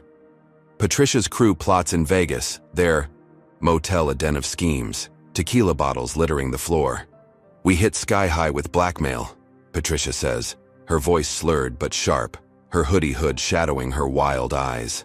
"Threaten more leaks, fake docs, they'll cave." Roy grunts, his knuckles bruised. "I'll handle the muscle if they resist." Ted's phone glows, bots churning lies about Marcus's drug empire, his stained polo a badge of his. Filth. They think they're untouchable. Heralds pay out a shield, Marcus's cell a lock they've turned. But the feds close in, Grayson's name a poison spreading, and Lena's war room hums, a counterstrike they can't see. Sky High's stock plummets, down 25 points. A freefall Harold begs the board to stem, his voice hoarse. "He's killing us from inside." Marcus lies on the cot, blood pooling beneath his ribs, the guard's baton a fresh bruise on his soul. He breathes shallow, pain lancing through, but his mind races, plotting beyond the bars. The guard smirks, twirling the baton, and mutters, "Stay down, rich boy," before lumbering out, the cell door clanging shut. Marcus forces himself up, his orange jumpsuit stained, his wrists raw, and grips the cot's edge, his dark eyes fixed on the wall, a vow etched in his gaze. Lena's leak's a lifeline, the protests a heartbeat, but the abyss deepens, racial hatred a blade that cuts deeper with every blow. Sky High teeters, its offices smoking ruins, its board scrambling. Harold's pleas a whisper in the storm. Lena stands at the hotel window, the Manhattan skyline a jagged blur, her black tee taut across her shoulders, her hands clenched. Carla joins her, legal briefs in hand, and says, "Appeals are shot, Grayson's cracking." Leon nods, his grizzled face stern. "Feds''ll nab Roy, it's a matter of time." Tariq pings, "Stock's dead, they're bleeding cash." Lena turns, her brown eyes a storm, and grips Marcus's photo tighter, his bloodied face a call to arms. "He's not staying there," she says, her voice a vow, her braided bun a crown of defiance. The TV flickers, news of riots, Sky High's collapse, a nation teetering on the edge. But Patricia's crew schemes on, blind to the noose tightening. The systems turn a double-edged sword slicing both ways. Marcus spits blood onto the cell floor, his ribs aching, his deep voice a whisper. Not yet. A promise to himself, to Lena, to Amara. The guard's footsteps fade. The protest's distant roar seeps through the walls, a pulse of hope in the dark. Lena's leak burns brighter, Grayson's corruption a crack in the machine. But the abyss yawns wider, racial hatred a weight that threatens to crush him. Sky High's empire crumbles, its stock a ghost, its board a panicked mob. And Patricia's laughter echoes in Vegas, a fool's triumph in a game she's already lost. The Rikers Island cell holds Marcus Grant like a vice, its concrete walls slick with damp, the air a stew of rust and hopelessness. His orange jumpsuit clings to his battered frame, the gash on his head scabbing over, his split lip crusted with blood from the guard's baton, his ribs bruised black beneath the fabric. He sits on the cot, his broad shoulders hunched, his wrists raw from cuffs long gone, but his dark eyes blaze with a fire no prison can quench. Lena's leak about Judge Grayson's corruption has hit the feds, a seismic crack in the system, and their probe kicks into gear, subpoenas flying, Grayson's golf buddies at Roy's old precinct sweating under the spotlight. The appeal lands, Carla Reyes's brief slicing through red tape, and within days Grayson's ousted, his drawl silenced, his good old boy smirk wiped clean by a federal order. Marcus walks free, the cell door clanging open, his boots scuffing, the floor, his limp a badge of survival, his spirit unbroken. Lena waits outside Rikers, her black tee taut, her jeans faded, her braided bun a crown of steel, Amara clutching her hand, Mr. Snaps tucked under her arm, her ladybug backpack swinging. Marcus emerges, his orange jumpsuit swapped for a gray tracksuit from Leon, his head unbandaged, the scab stark against his skin. Lena rushes him, her arms wrapping tight, her breath hitching as Amara buries her face in his leg, her small voice a whisper. "Daddy." He kneels, wincing at the pain in his ribs, and pulls them close, his deep voice a rumble. "I'm back, baby girl." Tears streak Lena's face, her brown eyes shining, but her resolve hardens, a vow shared in their embrace. Sky highs stock, craters, down 30 points, a death spiral Harold Vance can't stop, his resignation hitting the wire as the board scrambles, their glass tower a crumbling relic.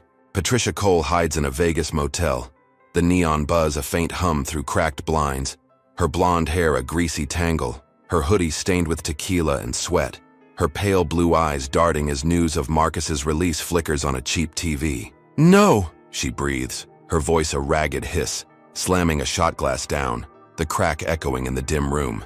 Roy's gone, nabbed by feds in a Reno dive bar, his leather jacket confiscated, his gray buzz cut bowed under cuffs, his priors a noose they've tightened fast.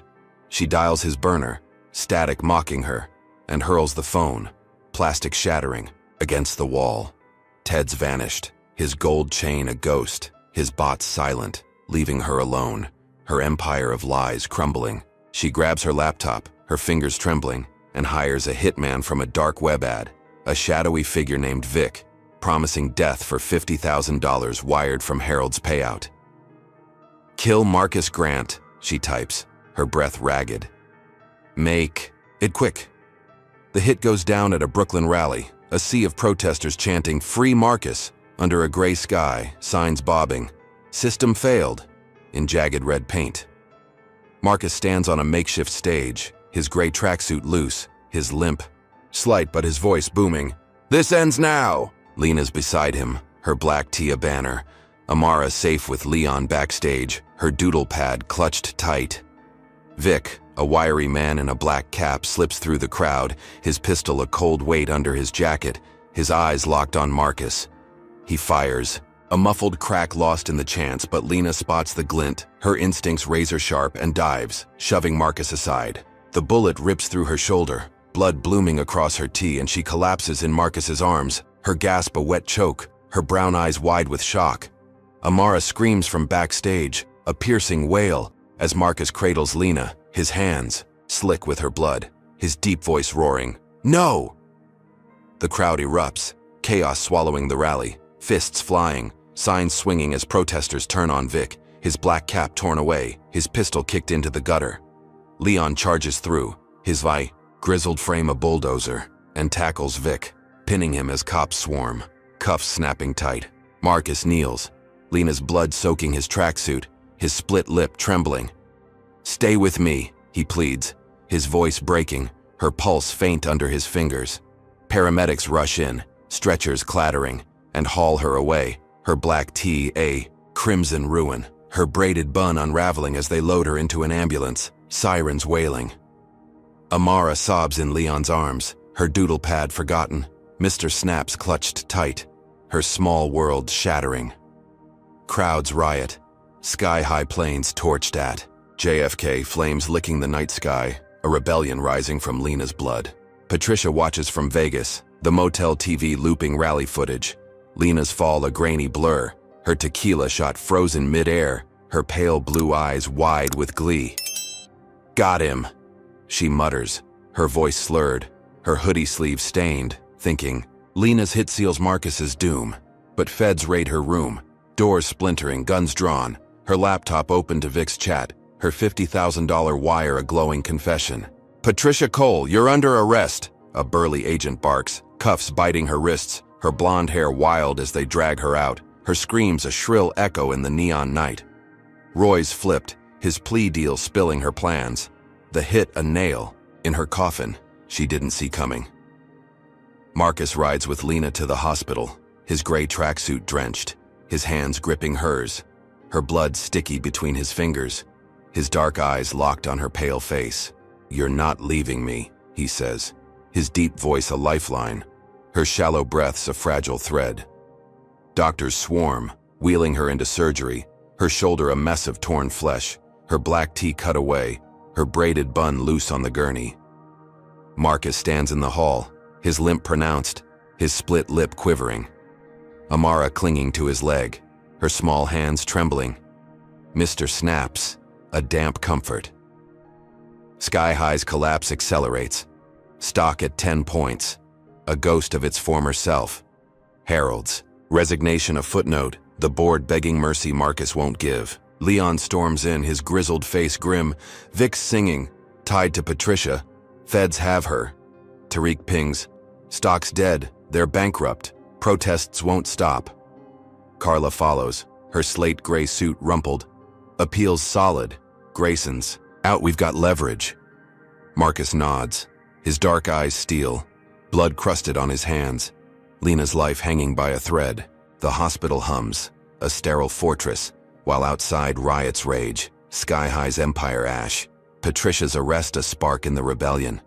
He sinks to a chair, Amara in his lap, her sobs muffled, his deep voice a whisper. "We're not done." A vow to the chaos, to Lena, to the fight still burning. Patricia sits in a Vegas holding cell, her hoodie confiscated, her blonde hair a matted wreck, her pale blue eyes dull with shock, cuffs chafing her wrists. Roy's betrayal, Vic's capture, her hit a bust, the walls close in, her laughter silenced, her tequila dreams sour. Sky High's planes burn, protesters chants a distant roar, the rebellion rising from her ashes. Marcus's release a blade she can't dodge. Lena fights in surgery, her blood a rallying cry. Marcus's empire a phoenix stirring, the system cracking under the weight of its own rot.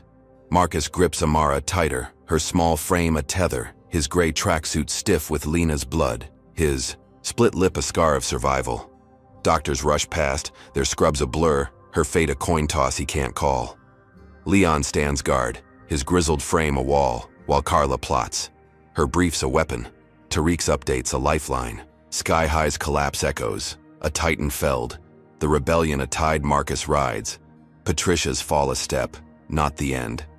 He stares at the surgery doors, his dark eyes unblinking, his deep voice a murmur. "Hold on, Lena." A prayer in the storm, the abyss receding but the war far from won. The hospital corridor hums with sterile quiet as Marcus Grant sits beside Lena's ICU bed, his gray tracksuit stiff with her dried blood, his split lips scabbed, his dark eyes locked on her pale face. Her shoulders bandaged, a thick white wrap over the bullet wound, her black tee gone, replaced by a thin gown, her braided bun loose, strands spilling across the pillow. Machines beep, a steady rhythm, her chest rising faint but alive, her brown eyes fluttering open for a fleeting second. Marcus grips her hand, his broad fingers slick with her blood, his deep voice a whisper. "You're still here." A lifeline, in the chaos. Amara curls in a chair nearby, her ladybug backpack at her feet. Mr. Snaps clutched tight, her small frame dwarfed by the room, her eyes red but dry. A 7-year-old forged in fire. Doctors bustle past, their scrubs a blur, but Marcus's world narrows to Lena, her survival a spark in the dark. In Vegas, feds drag Patricia Cole from her motel cell, her blonde hair a wild tangle, her hoodie swapped for a gray jumpsuit, her pale blue eyes wide with panic as cuffs bite her wrists. Live TV captures it, cameras flashing, reporters shouting, "Flight attendant arrested in billionaire hit." Her screams pierce the feed. "I'm innocent." But the laptop seized from her room glows with evidence. The $50,000 wire to Vic, a neon confession. Roy's flipped, his plea deal spilling her every move. The hit on Marcus, a plot she can't dodge. She thrashes, her ponytail whipping. But agents haul her to a van, her reckoning broadcast coast to coast, her empire of lies a smoldering ruin. Ted's nabbed in a Brooklyn dive, his gold chain tangled, his stained polo reeking. Bots silent. Conspiracy charges pinning him to Patricia's fall, his grin a ghost of bravado. Marcus watches the news on a muted hospital TV, Patricia's perp walk looping, her screams a silent farce, his split lip curling faintly, a flicker of triumph in his battered frame. Sky High Airlines collapses, its stock at 5 points.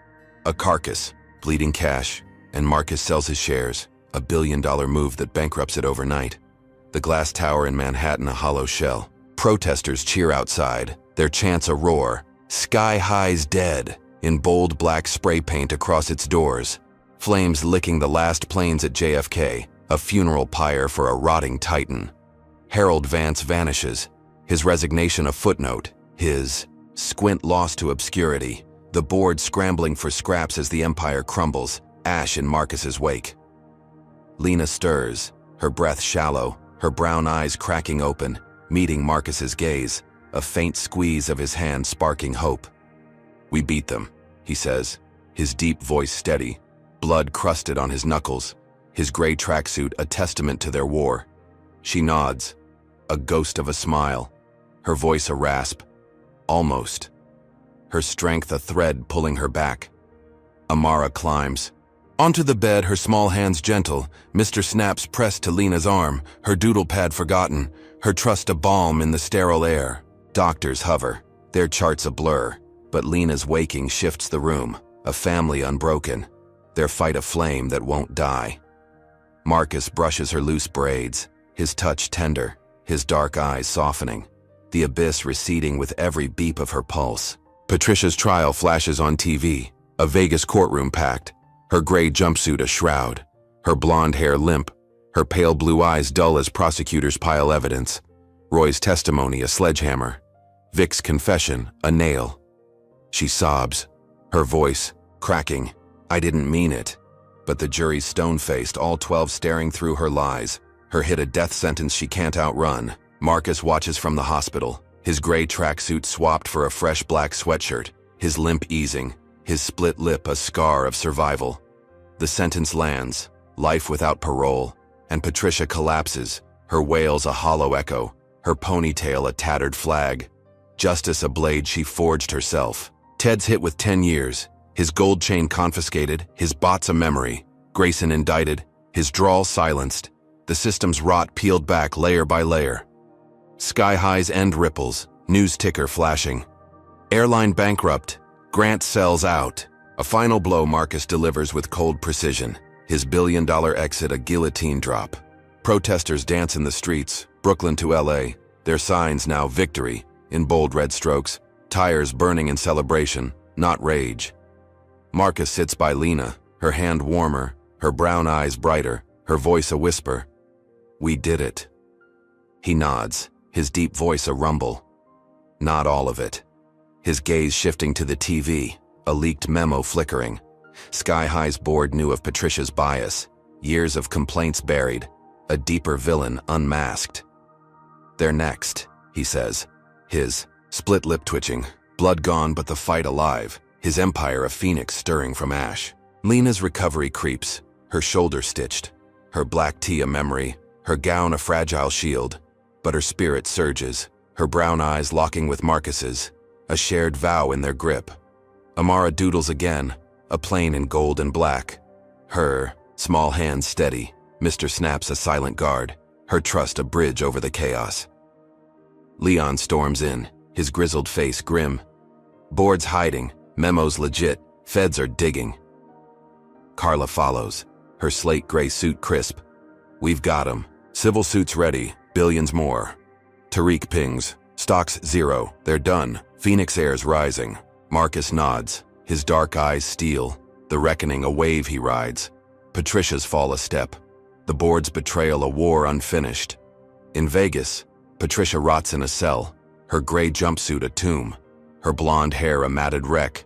Her pale blue eyes, staring at nothing. Cuffs chafing her wrists. Roy's deal cuts his time. His leather jacket a memory. His gravelly voice a traitor's whisper. While Ted stews in a Brooklyn jail. His gold chain pawned. His stained polo a rag. Grayson's indictment hits. His good old boy smirk a ghost. His precinct ties a noose tightening. The system cracking under Marcus's hammer. Sky High's board scrambles. Their glass tower a mausoleum. Their wealth evaporating. Harold's pleas a faint echo. The memo a death knell they can't dodge. Marcus stands, his limp fading. His black sweatshirt a new skin. His split lip a badge of survival. Lena's hand in his. Her pulse stronger. Her brown eyes a mirror to his fire. Phoenix Air, he says, his deep voice a promise. The rival, Airline he's bought a blade to wield, a fresh empire rising from Sky High's corpse. Amara looks up, her doodle a prophecy, gold and black wings soaring, her small voice chirping. Our plane, Daddy? He nods, ruffling her curls. Ours, baby girl. His dark eyes glinting, the reckoning a tide turning. The board's betrayal a shadow he'll chase. Lena squeezes his hand, her gown rustling, her voice a thread. Finish it. A command he'll carry to the end. The hospital room glows, a fortress reclaimed, Lena's recovery a heartbeat, Amara's trust a light, Marcus's resolve a mountain unmoved. Leon plots, his grizzled frame tense. Feds'll raid the board memos. Gold. Carla sharpens her briefs, her slate gray suit a weapon. They'll pay. Every cent. Tariq's updates hum. Phoenix Air's trending. They're scared. Marcus stares out the window. The Manhattan skyline a jagged promise. His black sweatshirt taut. His split lip a scar. Lena's blood a memory fueling his war. Sky High's ash settles. Patricia's life sentence a stone. Ted's jail a cage. Grayson's fall a crack. But the board looms. Their memo a thread to unravel. The reckoning a storm still brewing. The hospital room glows with a quiet triumph as Lena Grant sits propped against pillows, her shoulder bandaged, her thin gown replaced by a loose black sweatshirt, her brown eyes bright with a fire rekindled. Marcus stands beside her, his gray tracksuit swapped for a tailored charcoal suit, his split lip a faint scar, his dark eyes glinting with resolve, his limp nearly gone. Amara perches on the bed's edge, her ladybug backpack at her feet, Mr. Snaps in her lap, her small hands clutching a doodle of a plane in gold and black, her curls bouncing as she beams up at her parents.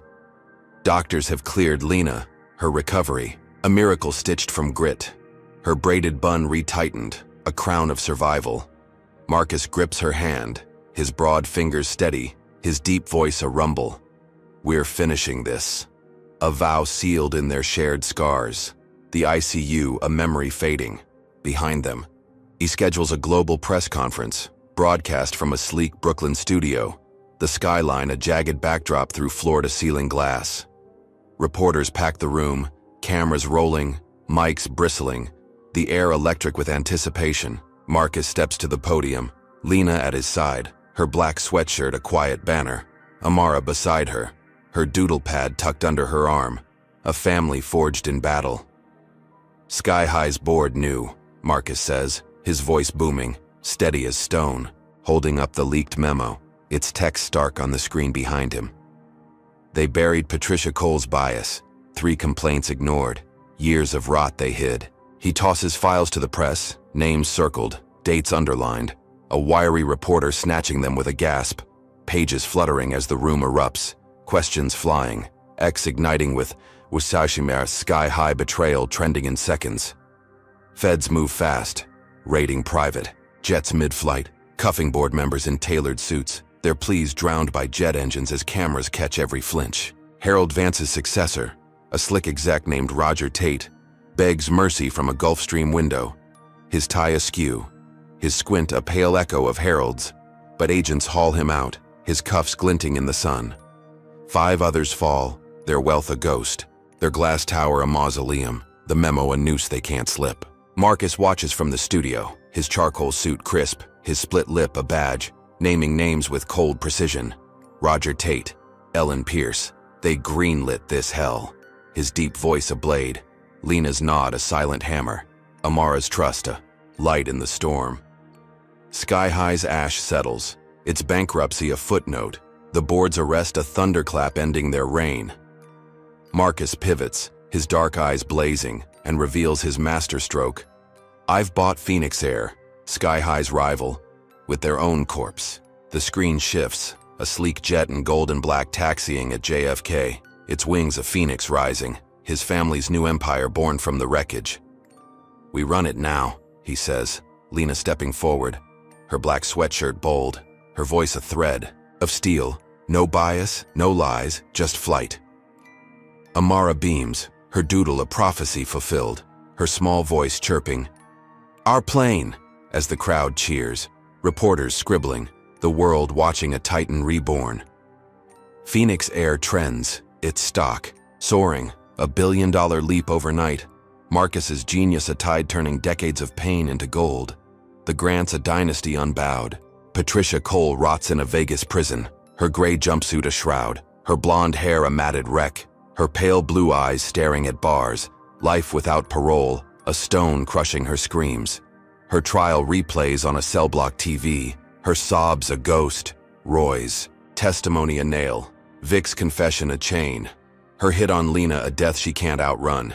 She collapses on her cot, her wrists raw, her hoodie a memory, her empire of tequila and lies a ruin televised for the world. Ted stews in Brooklyn, his 10-year sentence a cage, his gold chain pawned, his stained polo a rag. Bot silenced, his grin a faded smear. Grayson's indicted, his good old boy drawl mute, his precinct ties a noose. The system's rot peeled back, justice a blade Marcus wields with precision. The twist unfurls, Marcus revealing his prison play. I turned Roy, fed him lies from my cell, set this domino chain. His dark eyes glint, his split lip curling, a chess master's gambit laid bare, the orange jumpsuit a disguise for his brilliance. Riker's a board he flipped. Lena's jaw drops, her brown eyes wide. You planned this in there? She asks, her voice a mix of awe and pride, her black sweatshirt a banner of their shared war. He nods, his deep voice steady. Every move, every fall. I saw it, his broad hand gripping hers, Amara giggling. Daddy sneaky, her trust a spark in their triumph. The press gasps, cameras whirring, X exploding with Marcus mastermind, the world stunned by a man who turned bars into a throne. Phoenix Air's first flight takes off, a gold and black jet soaring from JFK. The runway a ribbon of hope, passengers cheering, the Grants aboard, their seats a reclaiming of the skies. Marcus sits by the window, his charcoal suit sharp, his split lip a scar of survival. Lena beside him, her black sweatshirt swapped for a gold blouse, her shoulder stiff but healing. Amara at the window, her doodle pad open, sketching wings in gold crayon. Mr. Snaps propped beside her. This is ours now, Lena whispers, her brown eyes meeting his, her braided bun a crown, their empire a phoenix soaring from Sky High's ash. The jet climbs, 35,000 feet, clouds parting, a symbol of triumph over decades of pain.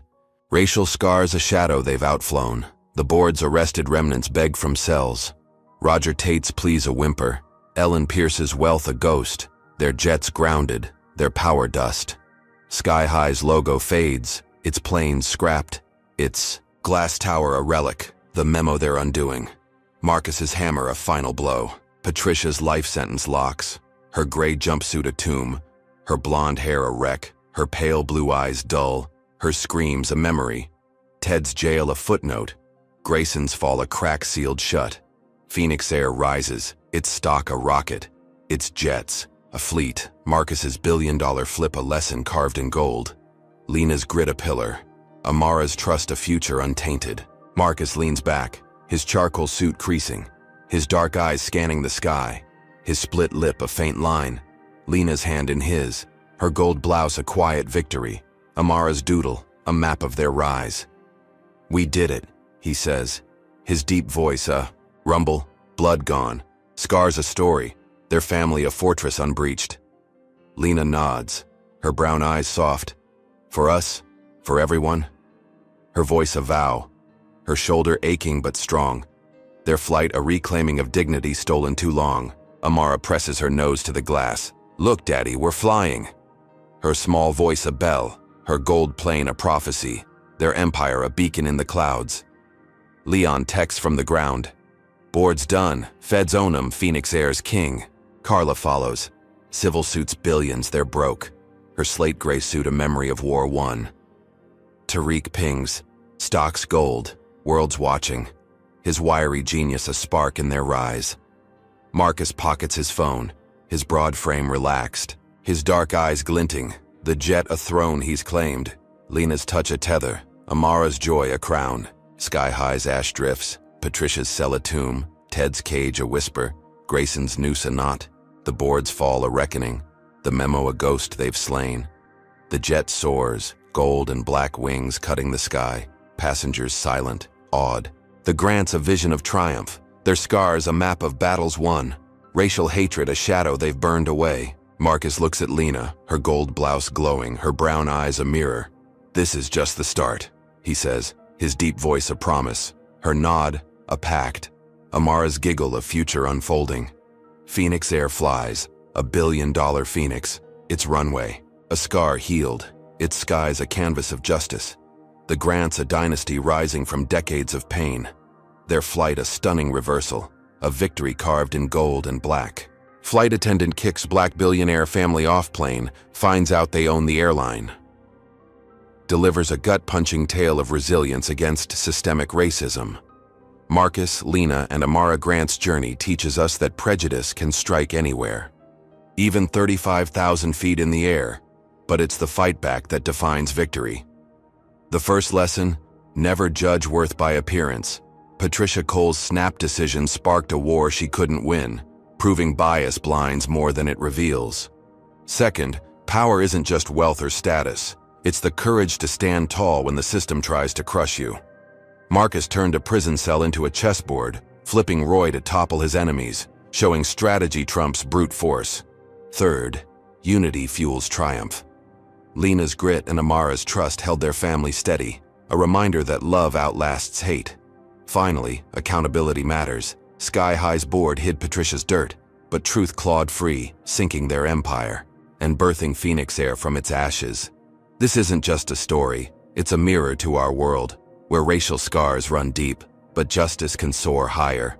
So what hits you hardest here? How far would you go to fight a rigged game? Drop a comment with your take, hit like if Marcus and Lena's comeback fired you up, subscribe to catch more epic battles against injustice, and share this to spark the convo wider. Thanks for riding this wild flight with us. Here's to soaring, past the shadows, chasing a sky where fairness isn't just a dream but a damn reality. Stay bold, stay fierce.